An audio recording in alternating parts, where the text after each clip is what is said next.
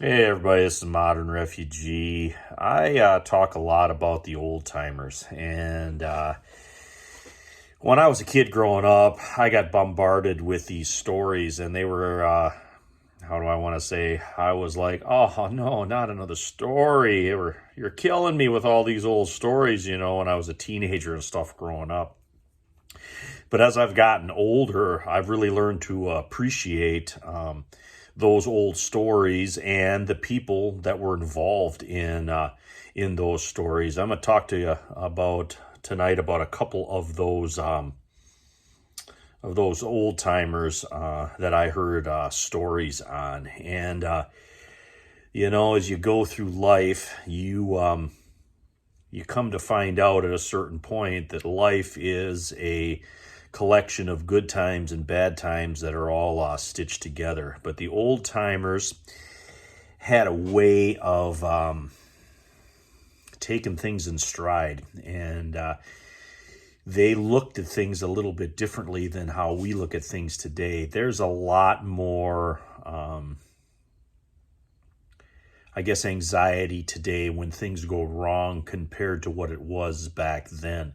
They took things in stride to a certain extent, and they never let anybody tell them, hey, you can't do that. They just went ahead and they did it. There was no YouTube back then to tell people that they could or couldn't do this or that when it came to survival and preparedness. They just went ahead and they did it. And the first the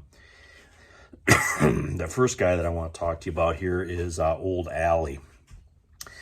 And that's a picture of Old Allie right there. I'm fortunate enough to have a couple of pictures of him. And I got some other documentation that basically puts a date on this picture. And it's September of 1923. And Old Allie, he lived out by the lake in a one-room shack, basically.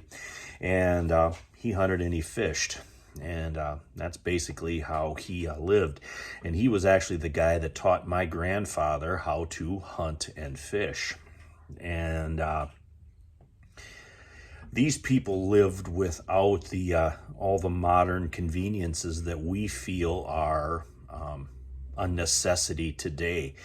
And I think a lot of people, they put a lot of emphasis on stuff they can get and on money. And these people literally lived with very little money and very little conveniences, but they were still content, and they still practiced their craft. And when I say practice their craft, I mean survival. And Old Allie was one of the characters. And another one, I don't have a picture of him, although I know exactly where he's buried.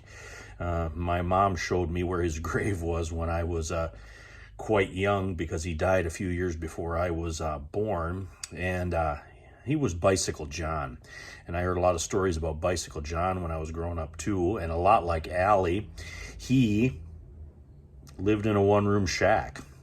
He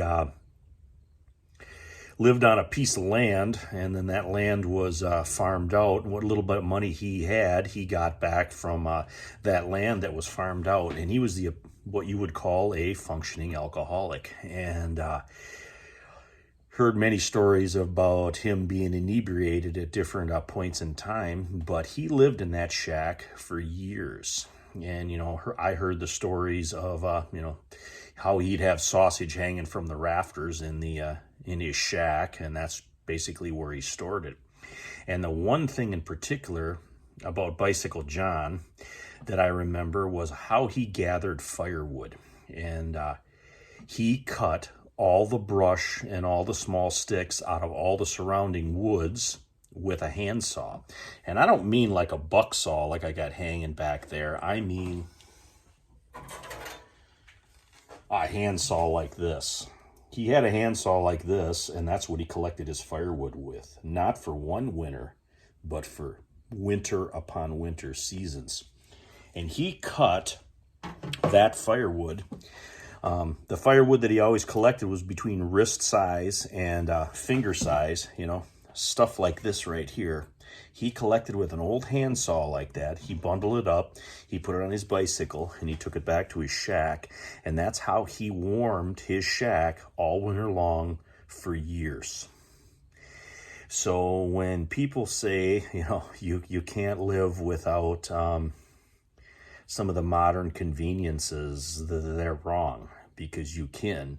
It all boils down to, I guess, how you look at things. And, you know, then you take, you know, Bicycle John's affinity for having a drink.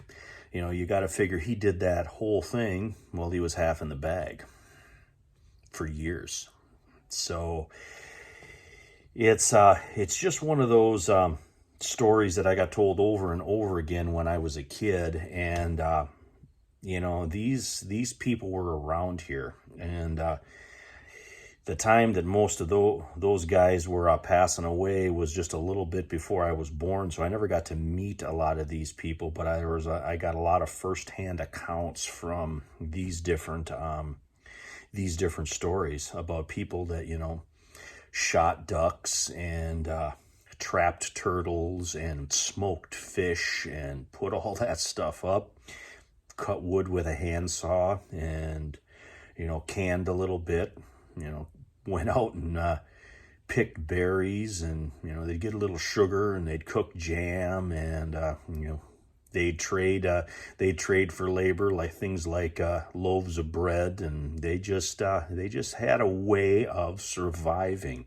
And a lot of that nowadays has been lost. So I wanted to take time to share the story of those old guys and those old stories that I heard growing up. Hope you guys got a little entertainment out of this and some things to think about. But anyway, this is Modern Refugee. Appreciate all my subscribers out there. Hope you guys got something out of this video here. If some of these stories can be told, I think we would be surprised on how well you can get by with a very little, if long as you have the right mindset. Anyway, it's Modern Refugee. Appreciate all you guys out there. You guys take care.